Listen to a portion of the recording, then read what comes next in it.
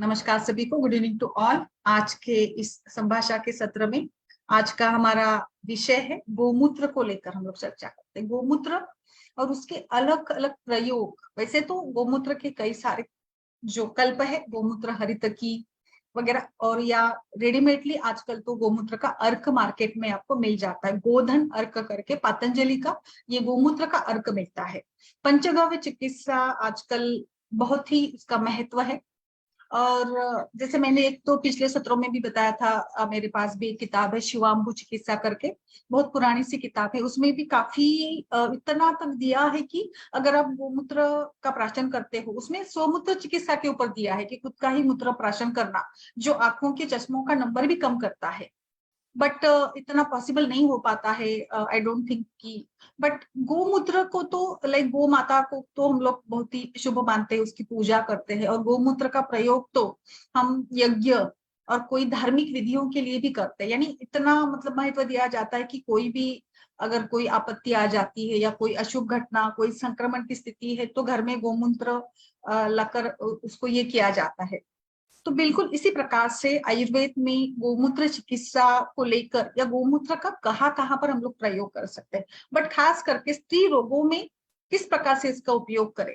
जैसे पिछले सत्र में भी एक एक्सपर्ट ने भी बताया था कि इसका प्रयोग, और फिर लाइक गोमूत्र हरितकी का प्रयोग तो हम लोग शोथ जनित कई सारे व्याधियों में करते हैं। एक इंटरेस्टिंग बात मैं बताऊं आपको, आप इसका बस्ती के रूप में भी, निरूह एवं उत्तर बस्ती के रूप में भी बहुत अच्छा उपयोग कर सकते हो। यानी इतना इसका एक मानिए कि इतना इसका अच्छा रिजल्ट है। और इसीलिए आज के इस सत्र में हम लोग इस काऊ यूरिन या गोमूत्र को लेकर बात करते हैं। गोमूत्र ये एक्चुअली थोड़ा सा क्षार है। मैं बताऊं सबसे पहले कि आप इसका प्रयोग करें तो पित्त प्रकृति वालों में ज्यादा इसका क्षार धर्मीय होने के साथ साथ ये पित्त का प्रकोप कर सकता है। But pain, constipation, indigestion, obesity, anaemia, ऐसे कई सारे व्याधियां हैं जिसमें हम लोग इसका प्रयोग कर सकते हैं। इसकी प्रॉपर्टी बताते हैं सबसे पहले। ये उष्ण तीक्ष्ण है और बहुत मतलब अरुक्ष कहा, ये बहुत ज्यादा रुक्ष नहीं है, बट कभी कभी इसके साथ वात भी बढ़ जाता है। जैसे पित्त का प्रकोप होता है वैसे थोड़ा वात भी बढ़ जाता है। इसका टेस्ट है लवण। तो बिल्कुल ये एक्चुअली आप एक्सटर्नल एप्लीकेशन के रूप में भी कर सकते हो। विरेचन के लिए आप इसका प्रयोग कर सकते हो। आस्थापन बस्ती यानी निरूह बस्ती में काढ़े जो बनाते हैं ना हम लोग, जैसे अभी मैं बताऊंगी कि ओबेसिटी में हम लोग त्रिफला चूर्ण या त्रिफला का कषाय बना रहे। जैसे total quantity 500 ml to 600 ml होती है। जैसे पेशेंट का बल होता है उसके अनुरूप हम लोग मध्यम मात्रा में, उत्तम मात्रा में बस्ती देते हैं। तो उसमें आप 100 ml गोमूत्र डालिएगा। बिल्कुल इसका ऊपर रिसर्च भी हुआ है कि ये जो निरूह बस्ती इस प्रकार से दी जाती है, ये स्थूलता के लिए काफी अच्छी मानी जाती है। इसके साथ साथ ये स्वेदन के लिए, यानी जैसे पित्त को बढ़ा देती है तो पित्त बढ़ जाएगा तो स्वेटिंग भी हो जाती है। तो इसी प्रकार से ये स्वेदन को भी बढ़ा देती है। तो स्वेदन करना होगा पेशेंट का तो आप इसका प्रयोग कर सकते हो। फिर बाकी जैसे अलग अलग व्याधि की बात करेंगे तो हमने गुण इसके देखे हैं। तो जहां पर भी उष्ण गुण का प्रयोग आपको करना है, लाइक ट्यूमर्स है, कोई डिस्टेंशन है, वृद्धिजन्य स्थितियां, खास करके ग्रंथि, वृद्धि, सिस्ट, लाइपोमास, और लाइक हम लोग फाइब्रॉइड की बात करते हैं हमेशा से। कई सारे पेशेंट्स केसेस आते हैं सिस्ट फाइब्रॉइड को लेकर। तो उन सभी में यानी कफज व्याधियों में खास करके गोमूत्र का प्रयोग किया जा सकता है। इसी के साथ साथ स्किन डिसीजेस है, लेप्रेसी है, और दीपणीय विषग्न भी इसका बहुत अच्छा इफेक्ट होता है। मैंने कुछ ये भी पढ़े, इसमें रिसर्च ऐसे हुआ है कि कैंसर के लिए भी काफी प्रभावी है। यहाँ तक माना जाता है कि गोमूत्र का प्राशन करने से कैंसर की जो एबनॉर्मल ग्रोथ होती है, सेल ग्रोथ जो होती है, वो काफी कम होती है। हम लोग कृमिघ्न के रूप में भी इसको दे सकते हैं। पांडु में और इनिशियल स्टेजेस ऑफ लीवर जहाँ पे सूजन है और पेन, पेशेंट बता रहे कि पेन, पेट में दर्द भी है, लीवर पाल्पेबल है, टेंडरनेस है, तो वहां पे आप दे सकते हो। रक्त को भी बढ़ाने का ये काम करता है उष्ण गुण के साथ। तो ये आरबीसी जैसे मैचुरेशन होता है ना, आरबीसी प्रोड्यूस बोन मैरो में होते हैं, अस्थि मज्जा में होते हैं। तो आरबीसी का प्रोडक्शन 7 डेज में होता है। रक्त धातु भी आयुर्वेद में 5 दिन का माना गया है। 5 दिन में उसकी उत्पत्ति होती है। तो अलग अलग डिफरेंट स्टेजेस होते हैं ना, हीमोग्लोबिन फॉर्मेशन होता है या इरिथ्रोपोएसिस की अलग अलग स्टेजेस होती है। तो उसमें जिस स्टेज में, इंटरमीडिएट स्टेज में जब आरबीसी वहां पर हीमोग्लोबिन अपीयर होता है, यानी पहले के स्टेजेस में हीमोग्लोबिन नहीं होता है, तो इस प्रकार से आरबीसी डेवलपमेंट के लिए भी ये काफी अच्छा माना गया है। फिर कोलेस्टेरॉल है, हाइपोथायरॉयडिज्म की हमने अभी अभी बात की थी, एलर्जी है स्किन की, और सबसे आप इसका प्रयोग बेझिझक करिएगा कफ की विकृतियों में। पित्त वात में तो अवस्था देखकर, पेशेंट की प्रकृति देखकर और अल्प मात्रा में हमें इसका प्रयोग करना पड़ेगा। बट जहां पर भी कफ दोष बढ़ा है, कफ की संप्राप्ति है, सूजन है, वहां पर इसका जरूर प्रयोग करिएगा। चरक चिकित्सा स्थान में जो 12वां चैप्टर है शोथ का, वहां पर कफज शोथ की चिकित्सा में इसको बहुत अच्छे से उपयोग भी किया गया है। गोमूत्र ये प्रॉपर्टीज के रूप में क्रूमिक में बताया जाता है, कुष्ठ नभी है, तो आप लोकल एप्लीकेशन या जो भी मानो कोई रैश है, कोई स्किन का एक्जिमा है, पैच है, तो उसमें आप गोमूत्र का धावन के लिए प्रयोग कर सकते हो। इसी के साथ साथ ये करता है एसाइटिस जैसे बड़े व्याधियों में भी इसका प्रयोग बहुत अच्छे से किया जाता है। काउ यूरिन को लेकर आजकल काफी रिसर्चेस हो रहे हैं, जिसके क्योंकि पंचगव्य चिकित्सा में देख रही हूँ बहुत जगह पर पंचगव्य चिकित्सा को लेकर खास संशोधन चल रहा है, खास इसका प्रयोग हो रहा है। तो इसके ऊपर ही लाइक काउ यूरिन को लेकर भी काफी संशोधन चल रहा है, जिसमें ये पाया गया है कि जो भी बैक्टीरिया का इन्फेक्शन होता है, बैक्टीरियोसाइडल या माइक्रोब्स जो होते हैं उनको ये करता है, ये डिस्ट्रॉय कर देता है। एंड सो हम लोग इसको इसी प्रकार से इसका प्रयोग कर सकते हैं। बहुत सारी कंपनियां हैं कि जो गोमूत्र को डिस्टिल करके गोमूत्र अर्क को बना रही है। एंड इसमें इसके लिए आप पहली मात्रा यानी पहली धार जो होती, पहले सवेरे का अर्ली मॉर्निंग गाय का जो मूत्र होगा उसको कलेक्ट किया जाता है। एंड इसको प्रेशर कुकर में उबाल कर भी इस प्रकार से गर्म करके डिस्टिलेट किया जा सकता है। अलग अलग विधियां है, और लाइक प्रेशर कुकर में उबाल कर अगर इसको ये करते हैं तो जो एक दुर्गंध या मानो कि विशिष्ट गंध जो आता है यूरिन को, वो चला जाता है। और ये डिस्टिल करके आप 1 से 2 महीने तक इस प्रकार से उपयोग कर सकते हो। आपने कुकर में रखकर इसको प्रेशराइज करके लाइक ये कर दिया तो इसका स्मेल भी चला जाता है और ये डिस्टिल हो जाता है। तो ऐसे आपने घर में अगर बना दिया तो इसका प्रयोग आप 1 से 2 दिन में कर सकते हो, 1 से 2 महीने तक कर सकते हो, जिसमें आपको ये गोमूत्र जो है एक एयर टाइट कंटेनर में रखना होगा। अभी इसका डोज जैसे मैं बताऊं तो ये 5 से 10 ml की मात्रा में आप दे सकते हो। बट जैसे आप पेशेंट की रिक्वायरमेंट, आयु देखिएगा, उसकी प्रकृति देखिएगा, better to start with drops, 5 drops 10 drops, फिर धीरे धीरे आपको बढ़ा दीजिएगा। कभी कभी इसके साथ कोई समस्या अगर आपको लग रही है, वोमिटिंग सेंसेशन है या कुछ अलग से लग रहा है, तो तुरंत आप बंद कर सकते हो। और लास्ट जैसे इसको आप 10 ml तक ही उपयोग करें, क्योंकि एक क्षार धर्मीय है, इसीलिए हम लोग इसको ज्यादा नहीं उपयोग में करेंगे। आप जब गोमूत्र कलेक्ट करें या इसका प्रयोग करें, अगर मानो आपके घर में गाय है या कहीं से आपको प्योर चाहिए, मार्केट में ये होता है इम्प्योरिटीज होती है मानिए, या कुछ आपको लगता है कि वहां पे कुछ अच्छे तरीके से नहीं बनता है, तो आप अगर कोई गौवा से ले रहे हैं तो फिर भी गाय भी वैक्सीनेटेड होनी चाहिए। और नहीं तो ऐसे नहीं होगा कि फिर वो जो काऊ यूरिन है वही इन्फेक्टेड हो सकता है। तो आप इसीलिए गाय को मतलब अच्छे से परीक्षण करके अच्छी स्वस्थ गाय हो तो उसी का ही काऊ यूरिन आप ले सकते हैं। ओबेसिटी वगैरह जो सूजन जन्य या जहां पर मेद अधिक मात्रा में शरीर में जम गया है, ऐसी कंडीशन में आप थोड़ा लॉन्ग टाइम में ले सकते हो। डिपेंड करता है जो आपका पर्पज है उसके हिसाब से आप इसको तय करिएगा।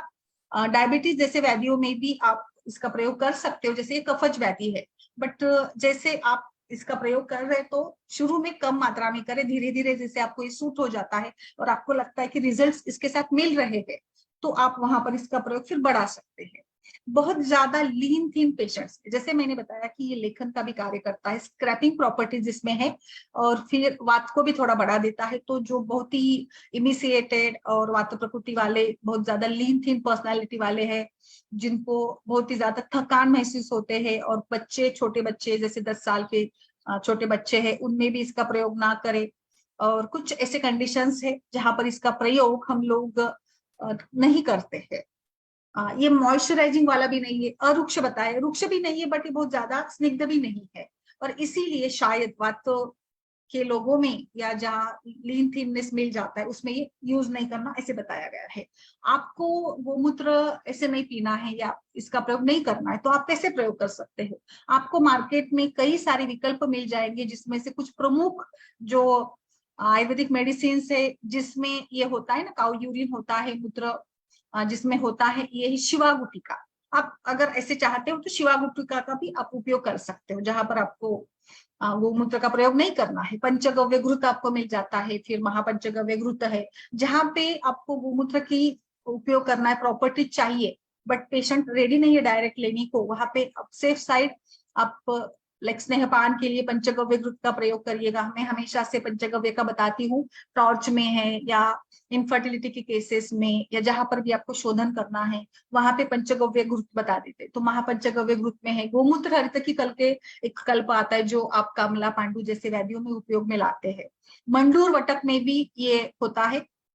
इसी के साथ साथ एक अनुपान के रूप में भी अब गोमूत्र का प्रयोग बताया गया है हमारे ग्रंथों में। पुनर्नवादी कषाय में अनुपान के रूप में जो पुनर्नवादी कषाय हम लोग शोथ में, कामला में, पांडु में, और जहाँ पे मुद्राघात जैसी स्थितियां है जहाँ पे सूजन कम करना है, शरीर से क्लेद को निकालना है, यानी क्लेद को निकालना है तो एक तरीके से जो वेस्ट प्रोडक्ट्स है उनको ही निकालना हम समझ सकते हैं। तो बिल्कुल जैसे गोमूत्र का भी प्रयोग स्वेदन के लिए किया जाता है तो शायद इसी विचार से स्वेद यानी क्लेद, शरीर का अतिरिक्त वेस्ट प्रोडक्ट शरीर से निकाल देना, स्वेद की तरफ से ही उष्मा का भी विलयन हो जाता है, उष्मा भी शरीर के बाहर निकाला जाता है। तो बिल्कुल इसी प्रकार से गोमूत्र का प्रयोग अनुपान के रूप में पुनर्नवादी कषाय, महायोगराज गुगुल जो हम एनीमिया में देते हैं ना रसायन के रूप में, इसमें भी बताया है। वियोषादि गुगुल जिसमें योश यानी चुनती है, इसके साथ भी है। खदिरादि कषाय अगर आप कृमिघ्न चिकित्सा चाहते हो जैसे इसकी भी प्रॉपर्टीज है ना, एंटी माइक्रोबियल, एंटी बैक्टीरियल, तो फिर खदिरादि कषाय के साथ आप दे सकते हो। कांकायन गुटिका जो हम खास करके any type of lump, any type of वृद्धि, इसमें जो कफ प्रधान व्याधि है इसमें इसका प्रयोग करते हैं तो इसमें भी आप इसका अनुपान के रूप में उपयोग कर सकते हो। ये फिर हम अलग अलग जो लेप बनाते हैं, जो सूजन के लिए खास करके जो लेप बनते हैं, इसमें भी आप मिक्स करके इसके साथ, तो मैंने शायद कई बार हमने डिस्कस किया लेप चिकित्सा, इसमें भी इसका प्रयोग कर सकते हैं। जैसे एक याद आ रहा है मुझे, पथ्यादि लेप करके है, तो इसको आप पेस्ट के रूप में बनाने के लिए इसमें गोमूत्र डालिएगा जो डर्मेटाइटिस या स्किन डिसीजेस में बहुत अच्छे रिजल्ट देता है। लोह भस्म बनाने की, मुझे लगता है रसशास्त्र में कई जगह पर हम लोग गोमूत्र का प्रयोग भावना के रूप में करते हैं। जैसे लोह भस्म बनाने के लिए और लोहादी रसायन बनाने के लिए चरक में ही ये रेफरेंस मिल जाता है। चरक चिकित्सा स्थान में लोहादी रसायन वगैरह हम लोग बनाते हैं ना, तो बिल्कुल अगर आयन का जो ये होते हैं उसको हीट करके और ये फिर हम लोग अलग अलग लिक्विड्स में इसको डुबोते हैं तो उसमें गोमूत्र का भी प्रयोग किया जाता है। फिर अभी आगे बढ़ते हैं, हमने देखी प्रॉपर्टीज देखे, इसके एवरेज में कहाँ कहाँ पर उपयोग करना है, अभी थोड़ा डिटेल में बात करते हैं कि कैसे कैसे इसका प्रयोग करें। एक स्किन डिसीज के लिए बताती हूँ, रसांजन जो एक दारूहदा का ही एक ये होता है ना, एक एक्सट्रैक्ट के रूप में होता है। सो आप इसको काउ यूरिन के साथ एक मेडिसिन के रूप में, जो खास करके कफज वाली यानी ईचिंग, क्लेड जहाँ पे है, सिक्रेशन है, ऐसे स्किन डिसीजेस अगर है तो ऐसे स्किन डिसीजेस में आप इसका रसांजन के साथ उपयोग करिएगा। और बिल्कुल ये चरक चिकित्सा स्थान का ही रेफरेंस है जिसमें माक्षिक भस्म भी गोमूत्र के साथ स्किन डिसीजेस में अनुपान के रूप में गोमूत्र और यानी माक्षिक भस्म गोमूत्र के साथ आपको यूज करना है। आगे बढ़ते हैं, बेस्ट आपका इसका प्रयोग कर सकते हैं आप निरूह बस्ती में, जैसे इंटेस्टाइनल ऑब्स्ट्रक्शन के पेशेंट से जहां कुछ आपको इस प्रकार से अवरोध जनित संप्राप्ति को निकालना है तो ये उष्ण गुण वाला है, क्षारी धर्म वाला है, तो आप इसमें काउ यूरिन और बाकी सारे जो तीक्ष्ण उष्ण द्रव्य है इसको मिलाकर, बाकी लवण और तेल वगैरह सब कुछ एक एवरेज जो हम लोग जैसे बस्ती बनाते हैं इसी प्रकार की बस्ती बनाकर इसका आप प्रयोग कर सकते हो।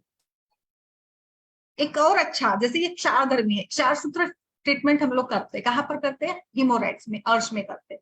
तो बिल्कुल देखिए अभी ये क्षारधर्मी है तो आपको यहाँ पे इसकी प्रॉपर्टीज का प्रयोग आप सीसम ऑयल तिल तेल के साथ आप जो मांस होता है, शंकुर जो होते हैं वहां इसको अप्लाई करके देखिएगा, बिल्कुल आपको अच्छा रिजल्ट इसमें मिलेगा।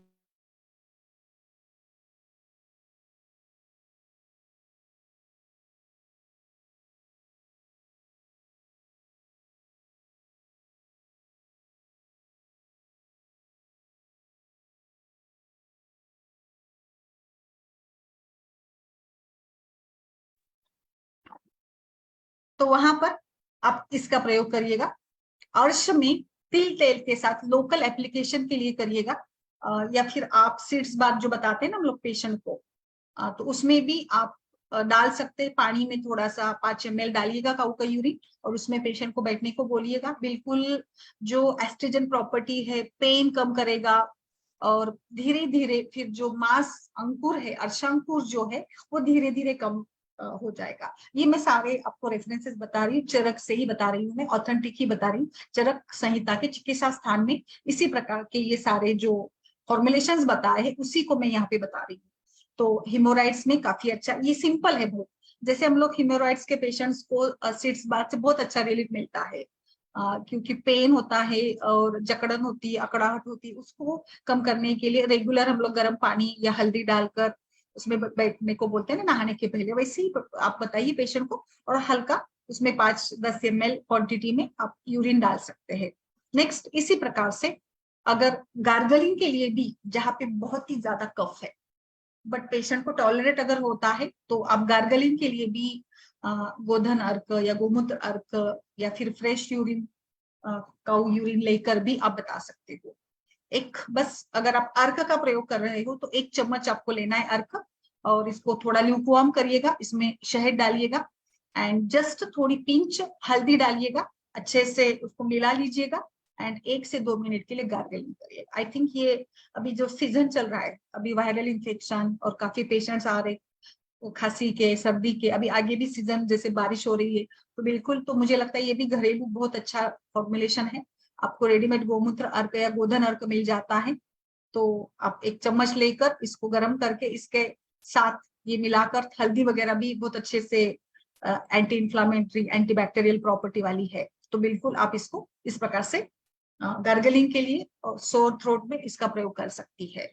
और जैसे कि हम पंचगव्य का प्रयोग तो करते ही है, पंचगव्य घृत का प्रयोग करते हैं, सो वैसे हम घृतपान करवाते तो उसमें पंचगव्य में ये होता ही है। इसी प्रकार से आप गोमूत्र दूध के साथ भी मिलाकर दे सकते हो। आपको इसमें क्या करना है, 1 चम्मच आपको लेना है काऊ यूरिन, और आधा कप दूध ले लीजिएगा, और फिर इसमें डालकर आप इसको ले सकते हैं। बस अभी जैसे मैंने बताया कि थोड़ा गर्म है, उष्ण है, स्ट्रॉन्ग है, सो आप फिर देखकर इसको लीजिएगा। जैसे कि दूध तो शीत वीर्य वाला है और ये फिर उष्ण वीर्य वाला हो जाता है। धारोष्णम मूत्रम युक्तम व क्षीरम दोषानुलोमनम, मिल्क विच इज धारोष्ण, जो फ्रेशली कलेक्ट किया है, और उसमें आपने काऊ यूरिन डाल दिया और आपने इसको ले लिया, तो जो भी आपके शरीर में जो मॉर्बिड दोषा है, आम है इंटेस्टाइन में, तो इन सभी के लिए बेस्ट है। अभी ये कहाँ यूज करेंगे, तो जहाँ पे आम संप्राप्ति है, यानी वातरक्त, आमवात, ऐसे केसेस में। वातरक्त का तो चरक चिकित्सा स्थान का ही रेफरेंस में बता रही हूँ, 29th चैप्टर में ये बताया है कि आप इस प्रकार से दूध के साथ गोमूत्र मिलाकर पीजिएगा। एंड आई थिंक कि जो गाउट की, वातरक्त की संप्राप्ति है, रक्त दुष्टि और पेन, ये सारे इसमें भी इसका प्रयोग हो सकता है। फिर आप रिलीजियस पॉइंट ऑफ व्यू में मैंने ऑलरेडी बताया, होम, हवन, इन सभी में प्यूरिफिकेशन पर्पजेस के लिए आप इसका प्रयोग कर सकते हो। गोमूत्र आप गोवा से ले रहे हो तो बिल्कुल सवेरे अर्ली मॉर्निंग का ही लीजिएगा, मिड पार्ट, जो हम लोग इसके लिए तेल बिंदु परीक्षा वगैरह करते थे ना पहले, तेल बिंदु परीक्षा में भी वही बताया कि मूत्र का पहला थोड़ा सा पार्ट जाने दीजिएगा, और बीच की जो धार होती उसको कलेक्ट करता है। और फिर जैसे ये बहुत अच्छे से राजनिघंटु में भी वही बताया है, कफ वात के डिसऑर्डर्स में, स्किन डिसीजेस में कभी पित्त थोड़ा बढ़ जाता है, भाव प्रकाश आचार्य भी वही बताते हैं, इसका अल्कलाइन नेचर बताते हैं। फिर आप इसका प्रयोग ऐसे ही कोलिक पेन में, अभी आप मानिए आपके पास कोई पेशेंट आ रहा है, पेट दर्द हो रहा है, तो आप इसको दूध के साथ ये पीने को, दूध तो हम लोग ऐसे भी बता देते हैं, तो दूध के साथ अगर यूरिन डालकर पी रहा है तो दोष निकल जाएंगे, अनुलोमन हो जाएगा, विरेचन हो जाएगा, विरेचन प्रॉपर्टीज इसमें है। तो ऐसे आप स्किन डिसीजेस में, जहाँ पे फिर ट्यूमर्स के डिसीजेस में, वहीं पर भी आप दे सकते हो। सूजन है, और यूटीआई इन्फेक्शन में भी, या फिर कान में दर्द हो रहा है, ईयर एक्ने वगैरह भी दे सकते हो। सारे ग्रंथकर्ताओं में इसी प्रकार से, भाव प्रकाश हो, निघंटु हो, उष्ण, कटु, उष्ण वीर्य वाला, वात कफ शामक बताया है। यहाँ पे अलग थोड़ा बताया कि भाव प्रकाश आचार्य बताया था कि ये वात को बढ़ाता नहीं तो वात का शमन करता है, बट पित्त को तो सभी ने माना है कि पित्त का वर्धन करता है। सो हम लोग इसीलिए वात में भी प्रयोग करेंगे, बट व्यक्ति बहुत ज्यादा क्रूश नहीं होना चाहिए। तो आप वात, क्योंकि वात तो अभी मैं आगे आपको गायनिक के कुछ डिसीज बताऊंगी, तो उसमें तो वात रोग का वात दोष तो होता ही है रिस्पॉन्सिबल। एंड फिर इस प्रकार से रसशास्त्र में तो कई सारी जगह पर इसका प्रयोग एक शोधन के लिए इसका प्रयोग किया गया है, लोह के शोधन के लिए किया है, और फिर वत्सनाभ की शुद्धि के लिए इसका प्रयोग किया जाता है। तो अलग अलग भल्लातक शोधन में किया गया है। बिल्कुल, तो इस प्रकार से ये तो सारा पॉइंट ऑफ व्यू हो गया। अभी आगे बढ़ते हैं, आगे मैं आपको बताऊंगी आगे कहाँ कहाँ पर इसका और कैसे उपयोग हम लोग करें। बिल्कुल, इसमें कीमोथेरेपी एक पोटेंशियल है, एंड सो बहुत सारी स्टडीज इसके ऊपर हो गई एंटीमाइक्रोबियल प्रॉपर्टीज को लेकर। तो जहां पर आपको कीमोथेरेपी वाली कोई एक्शन चाहिए, वहां पर भी आप इसको प्रयोग में ला सकते हैं। एंटी कैंसर भी इसका एक्शन है, तो ये फ्री रेडिकल्स को प्रिवेंट करती फॉर्मेशन, एंटी एजिंग भी प्रॉपर्टीज है। एंड इसीलिए फिर वो ये बताया गया कि जो डीएनए ये हुआ है, डैमेज हुआ है, तो डैमेज्ड डीएनए को भी ये इफेक्टिवली रिपेयर करती है। एंड सो इसीलिए कैंसर के थेरेपीज में भी इसका प्रयोग बहुत अच्छे से हो रहा है। एंड ये बहुत ही कॉस्ट इफेक्टिव भी है, क्योंकि आज फिलहाल ही महीने भर पहले हमने देखा कि कोई कैंसर के पेशेंट ने, दोनों डॉक्टर पति पत्नी थे, उन्होंने सुसाइड कर लिया। लंबे साल से कैंसर हो रहा था, पेशेंट था, और मतलब इतना उसका ट्रीटमेंट महंगा होता है कि उनके पास कुछ बचा नहीं था। तो इतना मतलब ये हो जाता है कई बार कि बहुत कॉस्ट इफेक्टिव होता है। तो आप इसका प्रयोग इस प्रकार से कर सकते हैं। फिर अभी आगे एंटी फंगल प्रॉपर्टीज इसमें है, तो कैंडिडा वगैरह स्पेसीज के जो इन्फेक्शंस होते हैं, इसमें भी इसकी अच्छी इफेक्टिवनेस देखी गई है। ओबेसिटी मैनेजमेंट में तो मैं फिर से रिपीट करूंगी, आप इसको निरोह बस्ती के रूप में दीजिएगा। और इसमें अगर आप ओबेसिटी के लिए इसमें इस प्रकार से देख रहे हैं, तो फिर आप इसमें त्रिफला वगैरह बाकी सभी कुछ भी डालकर एक प्रॉपर जो ये चाहिए आपको, वो आप इस प्रकार से इसका एक कॉम्बिनेशन बना दीजिएगा, जो बेस्ट तरीके से काम करता है इसके लिए। तो वो आप ओबेसिटी वाले केस में जरूर डालिएगा। फिर आप इसमें 100 ml गोमूत्र डालें। टोटल आप त्रिफला क्वाथ, त्रिफला चूर्ण, तिल तेल डालिएगा, सेंधा लवण डालिएगा 10 ml, मधु डालिएगा 30 ml, और फिर ये निरोह की बस्ती हो गई। एंड देन आप अनुवासन करिएगा तिल तेल वाला। तो निरोह अनुवासन ऐसे व्यत्यास आप करके, तो गोमूत्र स्पेसिफिकली यहाँ पर बताया है, गोमूत्र की निरोह बस्ती आपको यहाँ पे प्रिपेयर करनी है विथ त्रिफला। त्रिफला का कश काढ़ा, बाकी जो इंग्रेडिएंट्स है वो कॉमन रहेंगे, और फिर ऐड करिएगा गोमूत्र को। और अनुवासन के लिए तिल तेल, तो ये इफेक्टिव है और ये प्रूवन है, और इसके ऊपर रिसर्च भी हो चुका है। एंड बिल्कुल जैसे प्रेगनेंसी में और लैक्टेटिंग वुमन में नहीं करेंगे, बट जहां पे आप स्थूलता के लिए बस्ती का प्रयोग कर रहे हैं, वहां पे जरूर इसका प्रयोग करिएगा, बेस्ट आपको इसके रिजल्ट मिल जाते हैं। आगे बढ़ते हैं, अब स्त्री रोगों की बात हो रही है, तो जहां पर भी कफज संप्राप्ति, कफज योनि व्यापत के लिए, कफज योनि व्यापत, रिपीटेड कुछ एबॉर्शन की हिस्ट्री है, इनफर्टिलिटी के पेशेंट है, जहां पर भी आप उत्तर बस्ती का प्रयोग कर रहे हैं, वहां पर उत्तर बस्ती के लिए आप इस यूरिन का, गोमूत्र का प्रयोग बेस्ट तरीके से कर सकते हो। ये मतलब ग्रंथोक्त ही रेफरेंस है गोमूत्र कषाय, जो कि कटु रस वाला है, और फिर आप इसमें कोई कटु रस वाला द्रव्य भी ले सकते हो।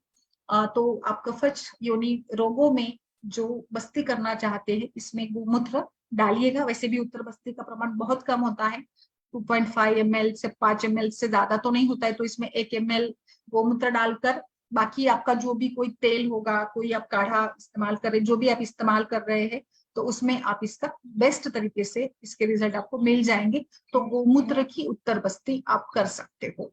अभी गोमूत्र की उत्तर बस्ती कहाँ और कर सकते हैं? आई थिंक जहां पर भी ऐसी कोई संप्राप्ति मिलती है, इचिंग की संप्राप्ति है, कोई स्टेनोसिस की संप्राप्ति है, कोई सूजन की संप्राप्ति है, इसके लिए अगर आप काम कर रहे हैं, यानी एंडोमेट्रियोसिस वगैरह टाइप के ऐसे अगर है, एडेजन्स बन गए हैं, कफज टाइप का पेशेंट है, मेदुवृद्धि है, तो वहां पर भी आप इस प्रकार से इसका प्रयोग कर सकते हो।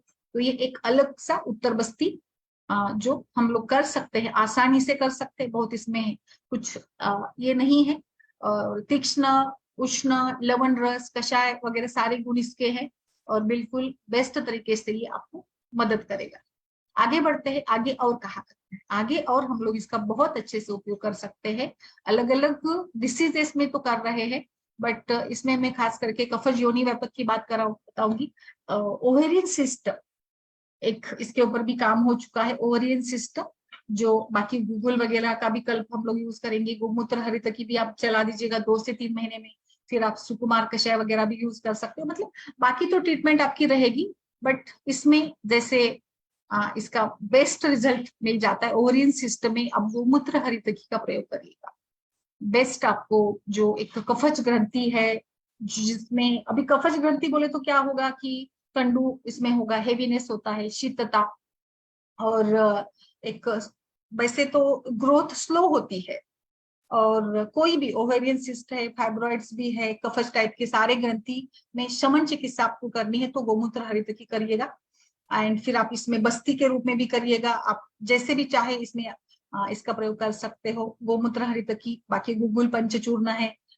इसके साथ आप ओवरिन सिस्ट को मैनेज करते हैं तो काफी सुंदर रिजल्ट, क्योंकि उष्ण गुण के साथ इस ग्रंथि संप्राप्ति कफ की विलयन के लिए बहुत अच्छा इसका काम होता है।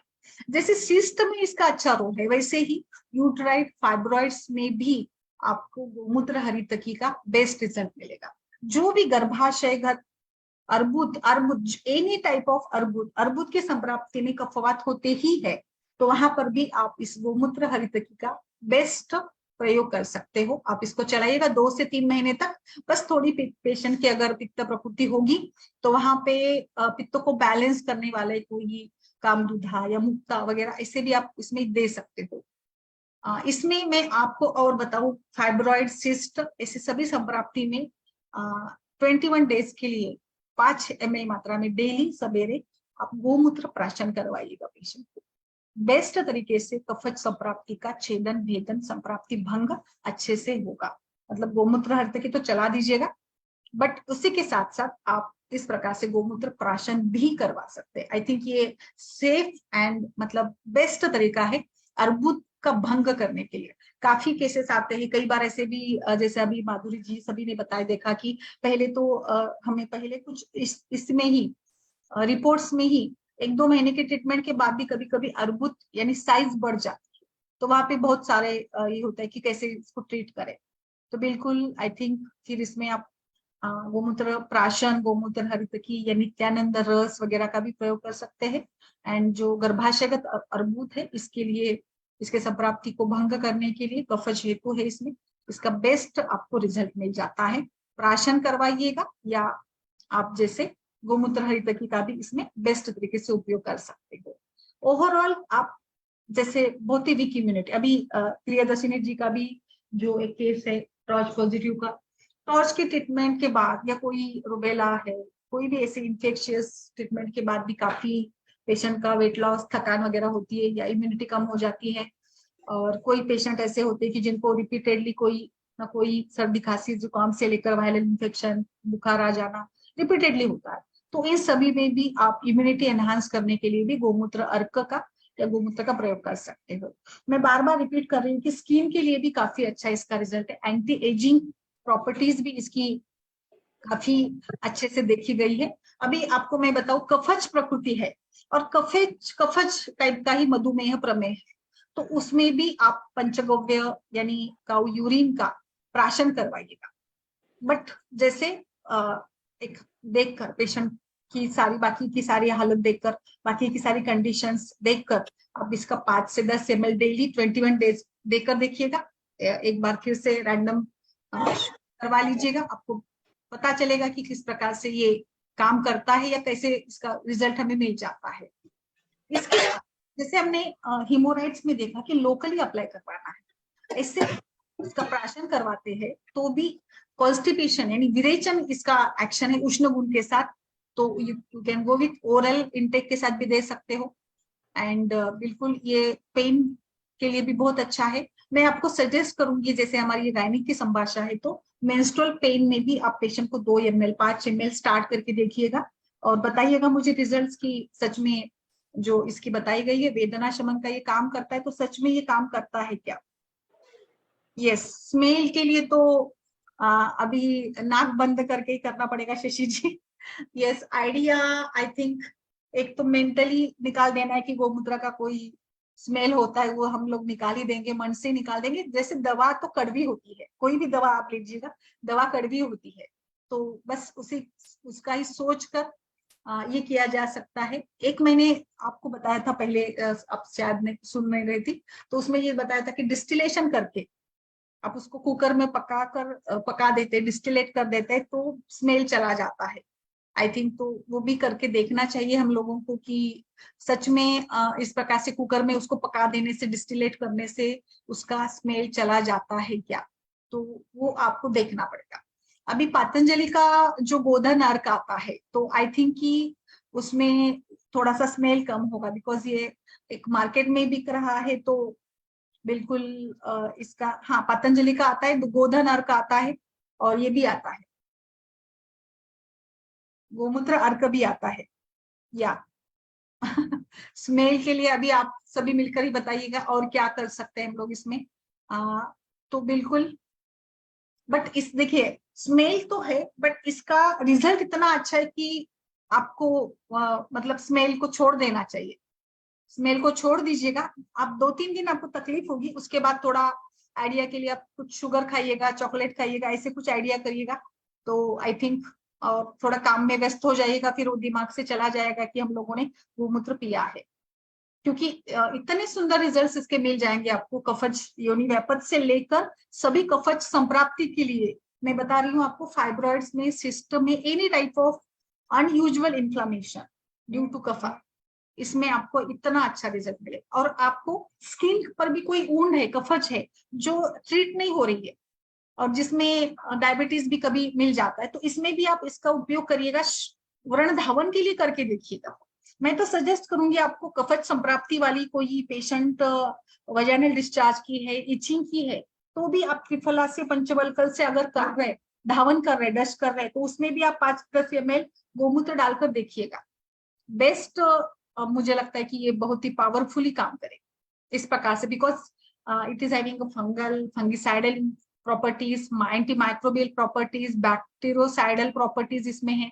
तो इतने सारे, काडेडा, यस काडेडा, कालेडा का भी आता है, पतंजलि का, कई सारी कंपनियां हैं, बट ये एंटीबायोटिक के रूप में काम करता है मैम। तो आप सोचिए, फंगस, पैरासाइट, एंटीसेप्टिक के रूप में अगर आप इसको यूज कर रहे, तो थोड़ा सा आई थिंक स्मेल को सहन करे तो ठीक रहेगा। यस, कालेडा का आता है। और अच्छा, कालेडा का नहीं है, अनिता जी नमस्ते, बोलिए। और क्या बताऊं मैं, मुझे लगता है कि काउ यूरिन को लेकर इतनी सारी बातें हैं बताने की, और मैं खास करके मैंने आ, एक और बताती हूँ। एक रेफरेंस मिला है मुझे कि जो प्रेग्नेंट काउ है, मतलब गाय है जो प्रेग्नेंट है, तो उसका अगर आप यूरिन यूज करते हो, तो इसका प्रयोग आप इंद्रलुप्त जैसे व्याधियों में भी करते हो। सो आई थिंक ये भी एक इंटरेस्टिंग बात हो जाती है। आंखों के लिए भी बताया है, जहां पर आंखों में बहुत ज्यादा सिक्रेशंस आ रहे हैं, वहां पर भी आई ड्रॉप के रूप में काउ यूरिन यूज करें। बट आई मतलब मैं आपको बताऊं कि आप इसको सेफली यूज करें, जैसे आप करके देखिएगा, एक जस्ट ड्रॉप डालकर देखिएगा, और धीरे धीरे आपको कोई रैश नहीं आती, कुछ ये नहीं आता है, तो आप कर सकते हो। फिर आपको पंचगव्य घृत, गोमूत्र अर्क संजीवनी वटी में है, गोमूत्र हरितकी में है, और ऐसे कई सारे कल्पों में भी गोमूत्र मिलाया जाता है। So you can go with that also.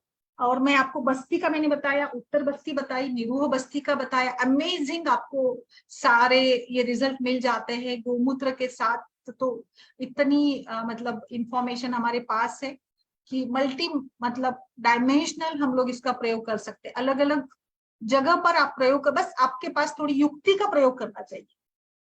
अच्छा, काजल, कैस्टर ऑयल मैम मैंने कल के सेशन में बताया, कैस्टर ऑयल आंखों के लिए नहीं, बट आई लैशेस पे आप लगा सकते हो। आई लैशेस मतलब बाल कभी कभी एलोपेशिया में गिर जाते हैं ना, हार्मोनल इम्बैलेंस में, यस, तो उसमें आप कर सकते हो वहां पर इसका प्रयोग। सो आई थिंक गोमूत्र हरितकी तो बेस्ट ही ऑप्शन है। गोमूत्र हरितकी के बारे में हम लोग सभी जानते हैं, एंटी डायबिटिक और सारे लाइक लीवर के डिसऑर्डर्स में, एनीमिया में, पांडु में वगैरह भी इसका बेस्ट रिजल्ट मिल जाता है, तो वहां पर भी आप कर सकते हो। स्ट्रॉन्ग ये भी है इसमें, किडनी के लिए भी यूज कर सकते हो मैम, किडनी फंक्शन के लिए भी। यस, मेदो रोग में तो मैंने बताया कि आप बस्ती दीजिएगा, निरूह बस्ती में डालिएगा गोमूत्र शैलेंद्र जी, बेस्ट रिजल्ट मिल जाएगा। और आप अनुवासन तिल तेल का भी कर सकते हो, बेस्ट मिलेगा आपको। गोमूत्र आप ना, गोमूत्र आसो भी मिलता है, गोमूत्र आसो का भी प्रयोग करिएगा।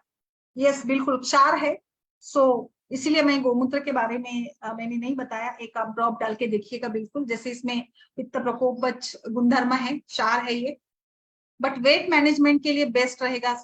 सभी को मैं बता दूं, पिगमेंटेशन की प्रॉपर्टीज अच्छी है, कंडू के लिए बेस्ट रहेगा, डिस्चार्ज के लिए बेस्ट रहेगा।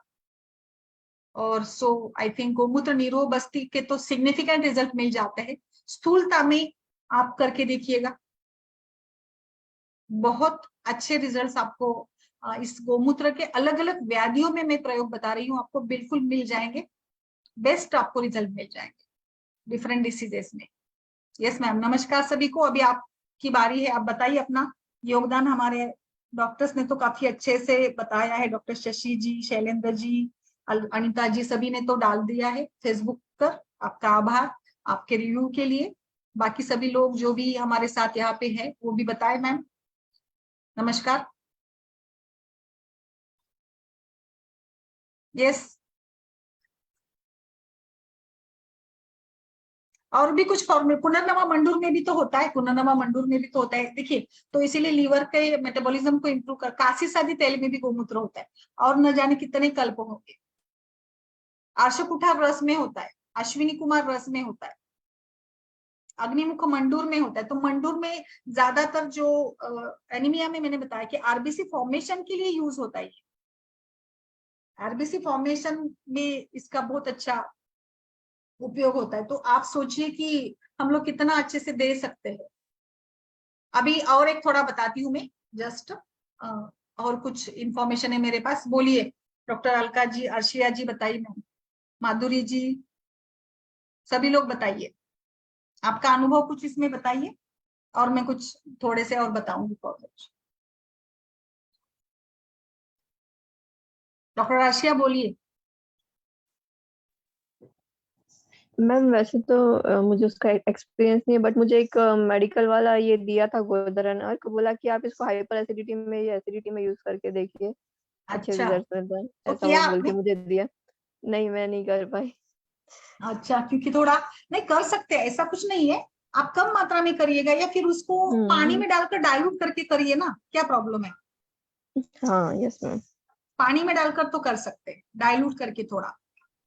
Yes ma'am. तो जो हमें डर रहता है ना क्षारधर्मी है करके, तो 2 ml लीजिएगा, 2 ml पानी में मिलाकर, पानी में तो यस। कोई आपत्ति नहीं है। फिर आप, मुझे लगता है गुलाब जल में भी डालकर देखना चाहिए, मैंने कभी ऐसे सोचा नहीं, बट गुलाब जल में भी डालकर देखिए, क्या पता ये सारे वैद्यगण इसका प्रयोग, अगर कोई पेशेंट पित्त प्रकृति वाला है तो उसमें ऐसे कर सकते हैं क्या? मैम मुझे वो एक समझा नहीं, गोदुग्ध के साथ गोमूत्र बताया है ना आपने बोला, किसके साथ? वो विरुद्ध नहीं हो जाता है? दूध नहीं, के वो तो साथ आपने शास्त्रोक्त है गोमूत्र। मैम, चरक संहिता का रेफरेंस है वो तो, अच्छा। चरक चिकित्सा स्थान में बताया। अच्छा। हाँ, मुझे भी लगा, बट वो हम्म। शीत और उष्ण ऐसे उन्होंने दिया कि मतलब ये नहीं होगा, वो उसका कुछ ओके। बैड इफेक्ट नहीं बताया, चरक चिकित्सा का ही ये रेफरेंस में मैंने बताया। ओके। ओके। विफलाघ्रुतम। ओके, चलिए और कुछ बताती हूँ मैं लास्ट में, लास्ट के अंत के इसमें, कहाँ कहाँ पर हम लोग गोमूत्र और कैसे दे सकते हैं, कुछ मैंने और बताती हूँ। स्वर्ण माक्षिक के साथ दीजिएगा कुष्ठ व्याधि में, क्योंकि स्वर्ण माक्षिक भी धातु की शिथिलता को कम करता है। जैसे कुष्ठ में भी अनगिनत कुष्ठ, प्रमेह ऐसे व्याधि है ना जिसमें काफी दोष दुष्यों का संग्रह होता है, तो बिल्कुल स्वर्णमाक्षिक काफी अच्छे से काम करता है क्लेद का शोषण करने के लिए, तो उसके साथ गोमूत्र आप कुष्ठ में दीजिएगा। पंचगव्य घृत में तो है ही, तो अपस्मार में हम पंचगव्य घृत एडवाइस करते हैं ना, तो आई थिंक ये थोड़ा मेंटल डिसीजेस में भी पिलाकर देखना चाहिए, बिकॉज ये इम्यूनिटी के लिए अच्छा माना गया है। गोमूत्र से नहाना कहाँ पर? अपस्मार और विसर्प में, स्किन डिसीजेस में तो यूज अच्छा है। बट ये मेरे लिए भी नया है कि अपस्मार जैसे व्याधियों में हम लोग गोमूत्र से नहाना बताए, तो आप नहाने के पानी में डालकर देखिएगा। आई थिंक ये इसका मतलब कार्मुकता कैसी है, how it acts, mode of action, इसको थोड़ा रिवील करना पड़ेगा। आई थिंक कि अपस्मार में नर्वस सिस्टम के ऊपर ये कैसे काम करता है, तो जैसे वात के ऊपर ये काम करता है, कफदोष के ऊपर काम करता है, तो आई थिंक तम का आवरण जो है शरीर में उसको निकाल कर, उसको हटाकर, तम रज का आवरण हटाकर मन आत्मा बुद्धि का संयोग और अच्छे से स्ट्रॉन्ग करने, और उसमें जो अवरोध हो रहा था आत्मा मन या ज्ञान ग्रहण में, तो वो अवरोध दूर करने का काम गोमूत्र करता है। तो इसीलिए शायद गोमूत्र के साथ नहाना बताया गया है। नेक्स्ट है कफच शोथ में हरितकी का चूर्ण गोमूत्र के साथ। आपने बताया ना मैम, पूछा, तो ये चरक का ही रेफरेंस है। वातज शोथ में गोमूत्र के साथ मिल्क दिया गया है। उदर रोगों में केवल गोमूत्र। नेक्स्ट अर्श में हरितकी गोमूत्र और गुड़ बेस्ट। फिर महिष का मतलब महिष घृत, भैंस का घृत, दारू हरिद्रा और गोमूत्र। पांडु भी दीजिएगा। दारू हरिद्रा तो ऑलरेडी हम लोग यूज करते पांडु में, बट महिष घृत बताया है यहाँ पर पांडु के लिए। थोड़ा महिष घृत थोड़ा गुरु होता है ना गोघृत से। पिप्पल आदि चूर्ण एवं गोमूत्र हृदय रोगों में। प्रतिसारण विथ गोमूत्र, जहां पर भी व्रण बन गया, निशान बन गया, उस निशान को हटाना है तो गोमूत्र का प्रतिसारण करिएगा। शीत्र में चित्र, त्रिकटु एंड गोमूत्र, बेस्ट रिजल्ट आपको मिल जाता है। यस, वैव पार्श्व चिकित्सा, बिल्कुल। गोमूत्र लेखन बस्ती के लिए तो ऑलरेडी हम लोग यूज कर रहे हैं। लेखन बस्ती कहाँ यूज करेंगे बताइए? मेदो रोग में, स्थूलता में, ओबेसिटी में और मेदज संप्राप्ति में, जहां पर लेखन करना है। कृमिघ्न भी चिकित्सा करने के लिए आप गोमूत्र डाल सकते हो। कृमिघ्न बस्ती में गोमूत्र डाल सकते हो। सो आई थिंक इस प्रकार से गोमूत्र आज का हमने जो पढ़ा, काफी सुंदर आपको इसके रिजल्ट में, इवन लिपिड प्रोफाइल तक इसके साथ कम हो जाता है। तो न जाने कहाँ कहाँ पर हम लोग इस प्रकार से इस गोमूत्र का प्रयोग कर सकते हैं। और तो आप करिएगा, मुझे रिजल्ट्स बताइएगा। मैं बताऊं गायनी के इसमें तो जहाँ पे भी कफज योनि व्यापक, कफज टाइप की संप्राप्ति, वहां पर आप इसका बेझिझक प्रयोग करिएगा। प्राशन के लिए भी दीजिएगा, गोमूत्र हरित की दीजिएगा, बस्ती का प्रयोग करिएगा, नीरो बस्ती में डालिएगा, धावन में डालिएगा, जहां जहां पर डाल सकते वहां डालिएगा। बट केवल जैसे मैंने बताया एक क्षार धर्मीय है तो वहां पर आप संभल कर प्रयोग करें। ऐसे जहां पे हमें रिस्क लगता है थोड़ा प्रमाण कम कर दे तो बेस्ट रहता है। या फिर ऐसे अभी हमने क्षार पित्त प्रकृति में आपने जैसे पूछा, तो बाकी सारी चीजें हटा दीजिएगा अपने डाइट से जो थोड़ी पित्त बढ़ाने वाली है, अचार पापड़ या रोज का जो खान पान होता है उसको कम करिएगा, तो इसका प्रभाव नहीं बनेगा, पित्त का नहीं बढ़ेगा। ऐसे भी तो कर सकते हैं, है ना। आइस के लिए तो मैम बहुत सारे व्यंजन है। रेगुलर आप त्रिफला वगैरह का भी बेस्ट रिजल्ट है। यष्टि मधु का बेस्ट रिजल्ट मिल जाता है। और कोई किसी का है तो बताइए। आई थिंक प्रियदर्शनी लेफ्ट हो गई, उनका एक टॉर्च का केस था।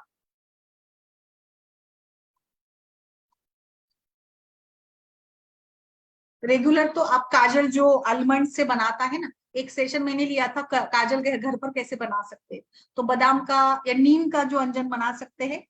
यस, एसाइटिस में भी है मैम शोभा जी, एसाइटिस में भी काफी अच्छा रिजल्ट है। आप ओरल पान करवाइएगा, इसका ओरल पीने को दीजिएगा। अंजन के भी शमन शोधन वगैरह ऐसे प्रयोग होते हैं ना, तो घर में ही आप काजल बनवा दीजिएगा। एंड लाइक बादाम या नीम डालकर, नीम के पत्तों को डालकर जो घर में ही बनाते हैं ना, जैसे दिया जलाकर और फिर ऊपर से कटोरी रखकर, उसी प्रकार से आप बना दीजिएगा घर में ही घी, ये अंजन घर में ही काजल बनवा दीजिएगा और वही यूज करेगा, वो बेस्ट रहेगा आपके लिए। अनु गुप्ता जी,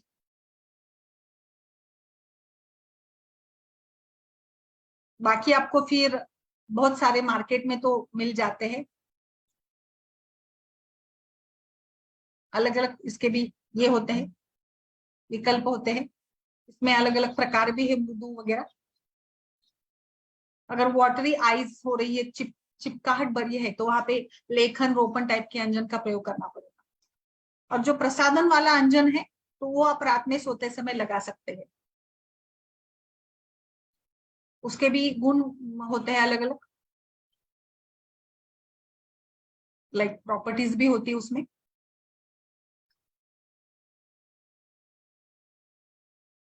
सोविरंजन तो बेस्ट ही माना गया है, नित्य माना गया है।